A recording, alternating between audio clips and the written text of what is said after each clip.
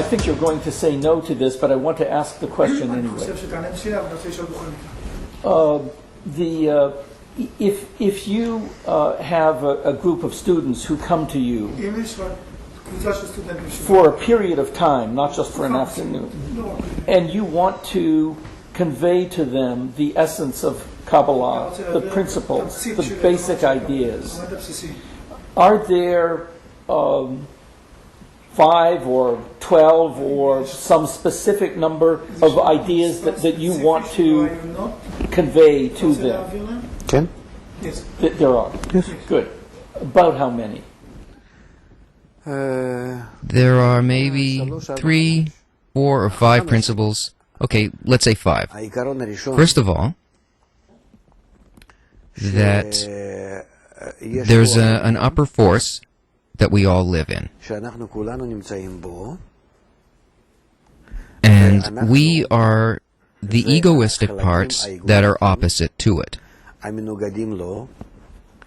Our egos evolve, as we said, for the past few thousand years in this world. At the end of this development, we will reach a state that we have to unify with this force. Who are we? That's the second principle. This upper force is entirely good, bestowing and giving, and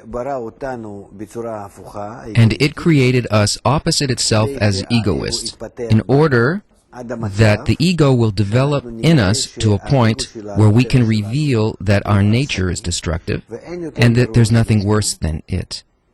And that we want to burst out of this in the same way that we would want to break free from an old skin, and to become like it. Then, by the method of Kabbalah, we will be able to become like it. The third principle, we are one soul, one egotistical desire that was created by the upper one as one desire, the desire to enjoy. And we were shattered into thousands and millions of parts called individual souls. And they are what develops during this whole process.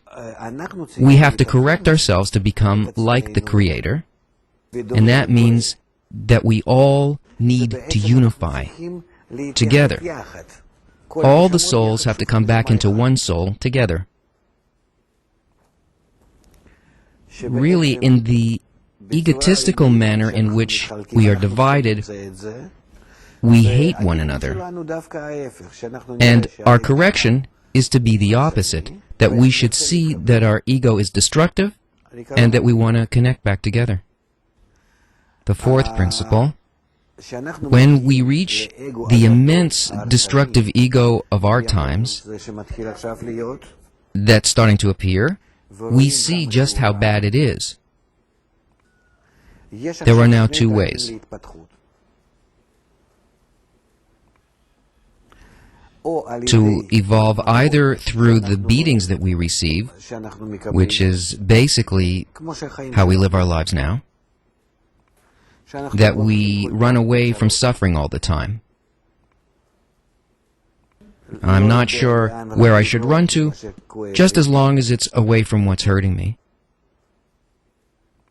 Or that I reveal before me the goal by the method of Kabbalah, and I develop in this so that it will attract me to my development. The first is the path of evolution, and that's called the path of suffering. And the second path is called the path of light. And our choice is whether to evolve one way or the other, and all of the development of humanity until this time was without any freedom of choice.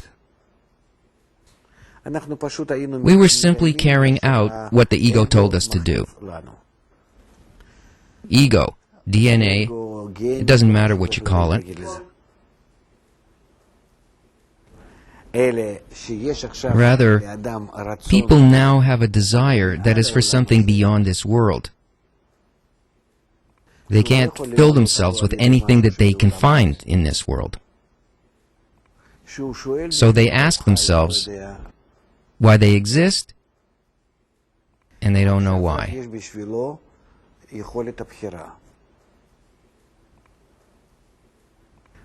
Now they have the freedom of choice, either to continue in the path of suffering, like they did before, by getting punishment, or they can evolve towards the goal that is drawing them.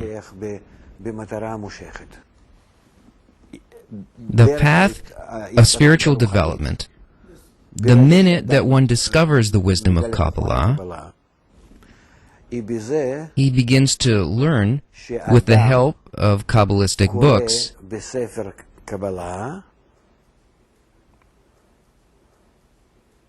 about his more corrected and his more advanced state. And then, when he reads about it, he's drawn to this advanced state. Then he doesn't need any kind of affliction. Rather, he's constantly drawn to more advanced stages.